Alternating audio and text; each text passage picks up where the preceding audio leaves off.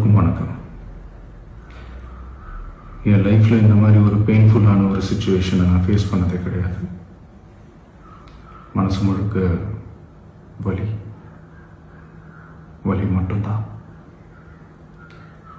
இந்த சுற்றுப்பயணத்தில் என்னென்ன மக்கள் பார்க்க வராங்க, அதுக்கு ஒரே ஒரு காரணம் தான் அவங்க என் மேலே வச்சிருக்கிற தங்கும் பாசம். அந்த அன்புக்கும் பாசத்துக்கும் நான் எப்பவும் கடமைப்பட்டிருக்கிறேன். அதனால தான் இந்த சுற்றுப்பயணத்தில் மற்ற எல்லா விஷயங்களையும் தாண்டி மக்களுடைய சேஃப்டி, அதில் எந்த காம்ப்ரமைஸும் பண்ணிடக்கூடாதுன்றதுக்காக தான் அது என் மனசில் ரொம்ப ஆழமாக இருக்கும் அந்த எண்ணம்.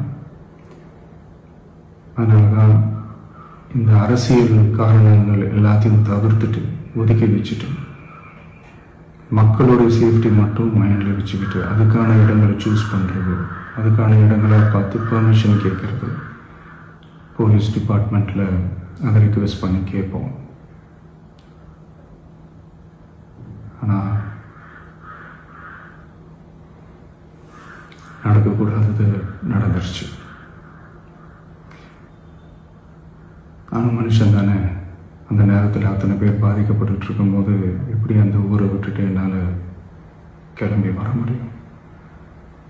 நான் திரும்ப போகணும்னு இருந்துச்சுன்னா அது ஒரு காரணம் காட்டி அங்கே வேறு சில பதட்டமான சுச்சுவேஷன்ஸ், வேறு சில அசம்பாவிதங்கள் அந்த மாதிரி எதுவும் நடந்துடக்கூடாதுன்றதுக்காக தான் நான் அவாய்ட் பண்ணேன்.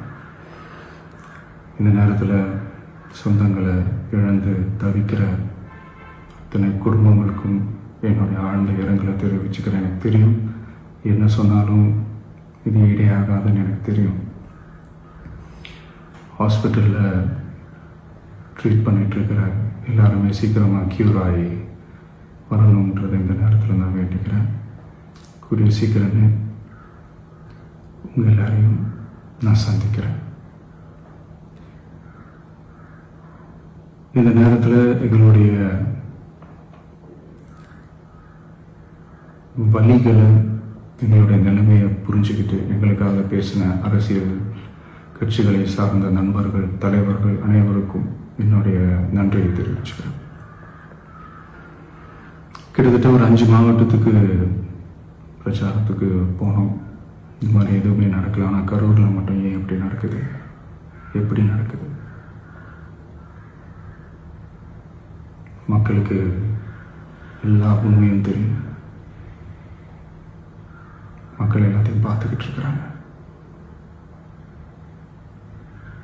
கரூரை சேர்ந்த அந்த மக்கள் அந்த உண்மையெல்லாம் வெளியில் சொல்லும்போது எனக்கு கடவுளே நேரில் வந்து இறங்கி அந்த உண்மைகள்லாம் சொல்கிற மாதிரி எனக்கு தோணுச்சு. சீக்கிரமே எல்லா உண்மைகளும் வெளியில் வரும்.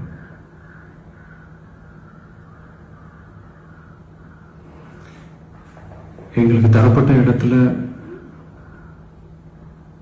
நாங்கள் போய் அந்த ஸ்பாட்டில் நின்று நாங்கள் பேசிட்டு வந்தோம். அதை தாண்டி எந்த தவறும் எங்கள் சைடில் நாங்கள் எதுவுமே செய்யலை. பட் இருந்தாலும் எங்கள் கட்சியை சேர்ந்த நிர்வாகிகள், தோழர்கள் மேலே எஃப்ஐஆர், அது மட்டும் இல்லை சோஷியல் மீடியாவை சேர்ந்த நண்பர்கள், தோழர்கள் அவங்க மேலே எஃப்ஐஆர்லாம் போட்டு இப்போ பிடிச்சிக்கிட்டு இருக்கிறாங்க.